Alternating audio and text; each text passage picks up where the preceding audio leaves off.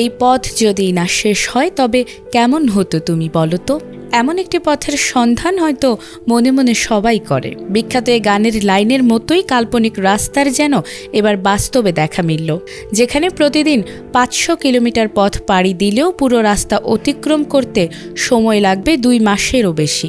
এই পুরো রাস্তায় নেই কোনো ইউটার্ন। দীর্ঘ এই পথ টানা 14টি দেশের মধ্যে বিস্তৃত, যা পৃথিবীর অন্যতম নিদর্শনগুলোর মধ্যে একটি। রোমাঞ্চকর এই সড়কের নাম প্যান আমেরিকান হাইওয়ে। ইতোমধ্যে বিশ্বের দীর্ঘতম মোটরযান চলাচলযোগ্য রাস্তা হিসেবে সড়কটিকে স্বীকৃতি দিয়েছে গিনেস ওয়ার্ল্ড রেকর্ডস।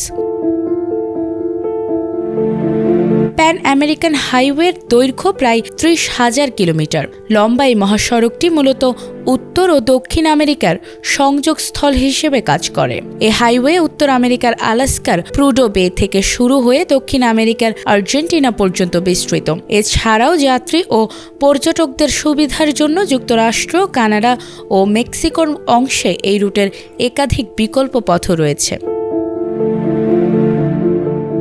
দীর্ঘ এই যাত্রাপথে দেখা মিলবে ভূপ্রকৃতির বৈচিত্র্যময় রূপ, কখনো ঘন রেইন ফরেস্ট, আবার কখনো ধুধু মরুভূমি। এছাড়াও মহাসড়কটির একটি বড় অংশ গিয়েছে স্প্যানিশ ভাষী দেশগুলোর ওপর দিয়ে। তাই কিছুটা স্প্যানিশ ভাষা জানা থাকলে এ যাত্রা পর্যটকদের জন্য বেশ সহজ হবে।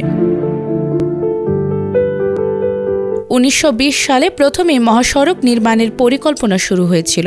পরবর্তীতে 1937 সালে মোট 14টি দেশ একত্রে এই সড়ক নির্মাণ ও রক্ষণাবেক্ষণের বিষয়ে চুক্তিবদ্ধ হয়েছিল। লম্বা একটা সময় প্রস্তুতির পর অবশেষে 1960 সালে জনসাধারণের জন্য সড়কটি উন্মুক্ত করে দেয়া হয়। মূলত যুক্তরাষ্ট্রে পর্যটন বাড়ানোই এই সড়ক তৈরির মূল উদ্দেশ্য ছিল। বর্তমানে সড়কটি ভ্রমণের জন্য অন্যতম একটি নিদর্শন। পৃথিবীর বিভিন্ন প্রান্তের ভ্রমণ পিপাসু মানুষ নিজেদের ভ্রমণের চাহিদা মেটাতে প্যান আমেরিকান হাইওয়ে ঘুরে আসেন। নাজমুন নাহার জান্নাত, এটিএন বাংলা।